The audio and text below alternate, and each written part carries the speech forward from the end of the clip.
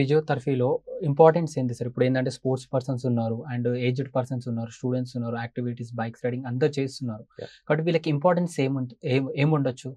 అంటే బేసిక్‌గా ఏంటంటే ఇలాంటి యాక్టివిటీస్‌లో ఇంజ్యూరీస్ జరిగే అవకాశం ఎక్కువ ఉంటుంది గాబట్టి, అట్లాంటి ఇంజ్యూరీస్ అవాయిడ్ జేయడానికి అండ్ ఇంజ్యూరీస్ అయినప్పుడు గూడా బోత్ రీజన్స్‌లో మనకి ఫిజియోథెరపీ అనేది చాలా చాలా ఇంపార్టెంట్ అండి బేసిక్‌గా. ఏంటంటే డ్రైవింగ్ యాక్టివిటీ ఉందనుకోండి, అది బాగా స్ట్రెయిన్ చేస్తుంది లోవర్ బ్యాక్ మీద. So, correct posture, correct strength, back మజిల్స్‌ని ఎలా స్ట్రెంత్ చేయాలి, ఇట్లాంటివన్నీ గూడా ఏంటంటే ఒక ఫిజియోథెరపిస్ట్ డాక్టర్ దగ్గరికెళ్తే వాళ్ళు మీకు సరైన సలహా ఇస్తారన్నట్టు. డూస్ అండ్ డోంట్స్ అనేటివి చాలా చాలా ముఖ్యం. సో, అవి అన్నీ గూడా ఫిజియోథెరపిస్ట్ మీకు సలహాలు ఇస్తాడు. బైక్ రైడ్ చేసినప్పుడు కింద పడతాం. బోన్ ఫ్రాక్చర్ ఏదైనా ఉంటుంది. ఇప్పుడు సర్జరీస్ వల్ల మనకి తగ్గే క్యూర్ ఉంటుందా? చాలామంది ఏంటంటే సర్జరీసే కావాలి అంటారు డాక్టర్స్. యాహ్! ఫిజియోథెరపీ ఏంటంటే బోత్ ఏంటంటే సర్జరీకి బిఫోర్ అండ్ సర్జరీకి ఆఫ్టర్. అంటే కొన్ని కేసెస్‌లో ఏంటంటే ప్రయర్ టు సర్జరీ మనకి అవసరం పడుతుంది. And importance. కొన్ని కేసెస్‌లో ఏంటంటే ఆఫ్టర్ సర్జరీ గూడా చాలా ఇంపార్టెంట్‌గా ఉంటుంది. అంటే ఫర్ ఎగ్జాంపుల్ తీసుకుంటే మోకాలు నొప్పులు అనుకోండి. సో, సర్జరీకి ప్రయర్ రీహాబిలిటేషన్ సపోజ్ చేస్తే స్ట్రెంత్ బాగా పెరిగి సర్జరీ చేసినప్పుడు ఏంటంటే స్ట్రెంత్ పూర్తిగా తగ్గకుండా ఉండి ఆఫ్టర్ ఎఫెక్ట్స్ అనేటివి మనం కట్ డౌన్ చేసుకునే అవకాశం ఉంటది. కాబట్టి ప్రయర్ పోస్ట్ ఆపరేటివ్ రికవరీ అంటారు. Or pre operative recovery. So, pre ఆపరేటివ్‌లో గూడా మనకు ఫిజియోథెరపీ పనిచేస్తుంది. పోస్ట్ ఆపరేటివ్ గూడా మనకు ఫిజియోథెరపీ పనిచేస్తుంది. ఇప్పుడు జరిగిన ఇన్సిడెంట్ ఎంత తొందరగా ఫిజియోథెరపిస్ట్‌కి అప్రోచ్ అయితే బావుంటది? యాహ్! ఎప్పుడు గూడా ఏంటంటే ఇమ్మీడియేట్‌గానే అప్రోచ్ అవ్వాలి ఫిజియోథెరపీకి. ఇమ్మీడియేట్‌గా అప్రోచ్ అవుతే అంత బెటర్‌గా మీకేంటంటే రికవరీ అనేది స్టార్ట్ అవుతుంది బేసిక్‌గా. సో, ఇప్పుడు ఫర్ ఎగ్జాంపుల్ కొన్ని పారాలిసిస్ కేసెస్ తీసుకున్నామనుకోండి. The the faster you come to a physiotherapist the better the recovery we have seen in the cases. So, delayed ఉన్నప్పుడు ఏమవుతుంది అంటే కొంచెం ఆ డిసీజ్ అనేది కొంచెం మొండిబారి దానికి ఏంటంటే ఎఫెక్టివ్‌నెస్ అనేది కొంచెం తగ్గుతుంది కాబట్టి కొంచెం స్లో రికవరీ కనిపిస్తది. బట్ ఇమ్మీడియేట్‌గా వచ్చిన వాళ్ళలో ఏంటంటే చాలా ఫాస్ట్ రికవరీ కొంచెం మనం చూడగలుగుతాం. టెంపరేచర్ చేంజ్ అవుతుంది, వెదర్ చేంజ్ అవుతుంటది. అలాంటి సందర్భంలో కూడా చాలా మందికి మోకాలు పెయిన్స్, బ్యాక్ పెయిన్స్ వస్తూ ఉంటుంది. యాహ్! అలాంటి వాళ్ళకెలా? యాహ్! బేసిక్‌గా ఏంటంటే ఇట్లాంటి అంటే ఈ ఓల్డ్ ఏజ్ పర్సన్స్‌లో ఏంటంటే even 5 degrees of change in weather గూడా చాలా ఎఫెక్ట్ చేస్తుంది. సో, ఏంటంటే మనకి హీట్ అప్లికేషన్ కొంచెం జనరలైజ్డ్ హీట్ అప్లికేషన్ గాని, వార్మ్త్ హీటింగ్ ప్యాడ్స్ గాని ఇట్లాంటివి ఉంటాయి.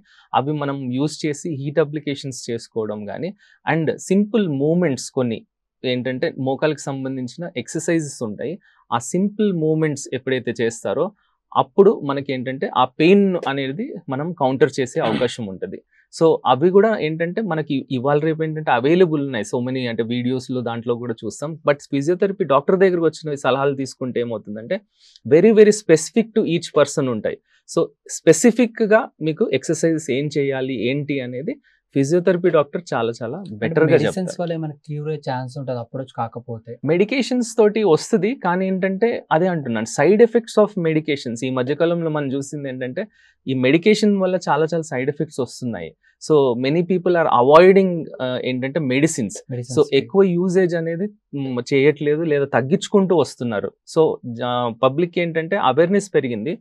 ఫిజియోథెరపీలో అదే అంటున్నాను. వితౌట్ మెడికేషన్ అప్రోచ్ ఏదైనా ఉంటే అది ఫిజియోథెరపీనే కాబట్టి ఫిజికల్ ఎక్సర్‌సైజెస్ ద్వారా గానీ, డిఫరెంట్ మొడాలిటీస్ ద్వారా గానీ ట్రీట్మెంట్ మనం చేసినప్పుడు సైడ్ ఎఫెక్ట్స్ లేని వైద్యం కాబట్టి ఫిజియోథెరపీ అనేది చాలా మంది ఎంచుకుంటున్నారు. ఇప్పుడు నార్మల్‌గా బ్యాక్ పెయిన్ చాలా మందికి వస్తూ ఉంటది. పండుకున్నప్పుడేమో వాళ్ళకి లేవబుద్ధి అంటే జర ఎవరికో ఒక సపోర్ట్ ఇయ్యాల్సొస్తుంది వాళ్ళకి. యాహ్! అలాంటి వాళ్ళు ఎలాంటి ఎక్సర్‌సైజ్ చేసి వాళ్ళ ఇంట్లోనే లైక్ ఇప్పుడు కొందరు హాస్పిటల్ రాలేరు. యాహ్!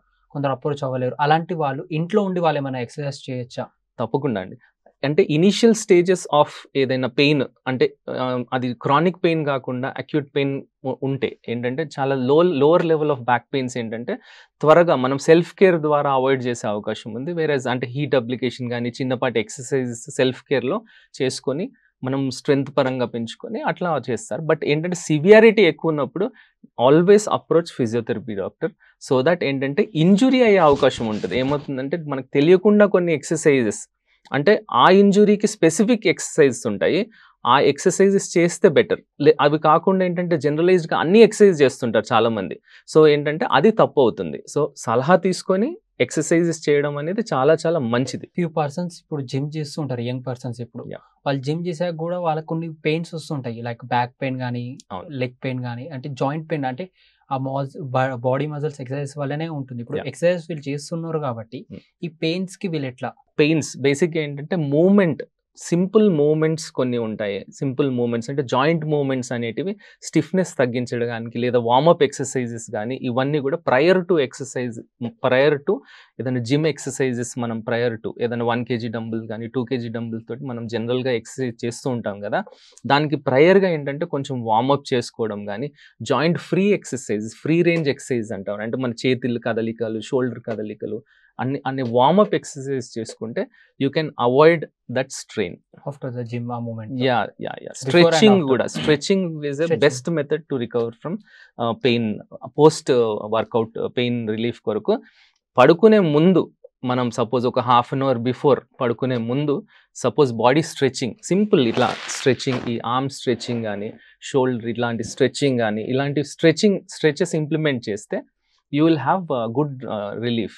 మార్నింగ్ లేసేసరికి మీకు పెయిన్ అనేది తక్కువగా ఉంటుంది. లైక్ ఇప్పుడు పిల్లలు ఉంటారు, చిన్న పిల్లలు, లైక్ అరౌండ్ 6 to 10 ఏజ్ వాళ్ళు, ఓకే, అలాంటి వాళ్ళకి ఎలా? చిన్న కింద పడి దెబ్బ తగిలి ఉంటది కాబట్టి వాళ్ళకి తెలియదు ఆ ఎక్సర్సైజ్, వాళ్ళకి ఎలా?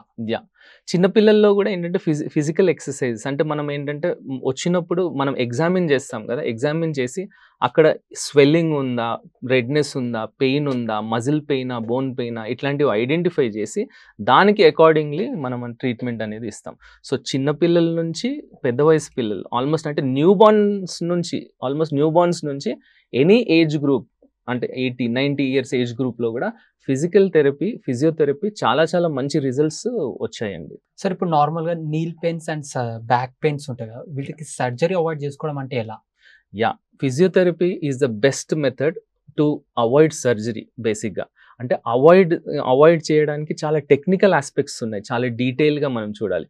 పోస్చర్ అంటాం. పోస్చర్ అంటే నార్మల్ స్పైన్ అనేది ఒక నార్మల్ విధానంలో ఉందా, లేకపోతే ఆ నార్మల్సీ నుంచి డీవియేట్ అయిందా అనేది మనం బేసిక్గా ఫిజికల్గా టెస్ట్స్ ఉంటాయి కొన్ని. ఆ టెస్ట్ చేసుకున్నప్పుడు మనం ఐడెంటిఫై చేస్తాం ఏంటంటే అది నార్మల్ నుంచి డీవియేట్ అయిందా అని. డీవియేట్ అయినప్పుడు ఆ కొన్ని methods, exercise methods and equipments రిలేటెడ్గా మనం ట్రీట్మెంట్ చేసి దాన్ని సరి చేసినప్పుడు we have seen relief from lower back pain. అట్లాగే నీ పెయిన్లో కూడా ఏంటంటే first grade, second grade of level of degeneration changes ఉంటాయి.